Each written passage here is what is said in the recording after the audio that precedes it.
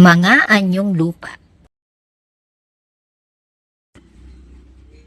Bundok, mataas na lupa na may matatarik na bahagi.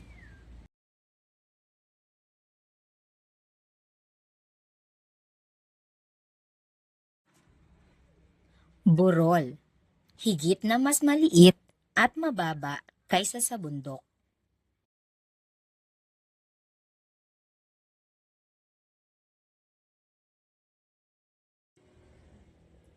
Bulkan, isang uri ng bundok, ito ay maaaring pumutok at maglabas ng lava at magma. Lambak, patag na lupa sa pagitan ng mga bundok.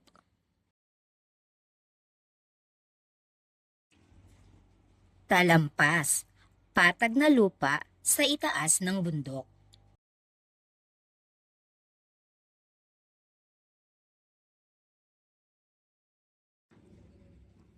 Kapatagan, mababa, malawak at patag na lupa. Maaari itong taniman.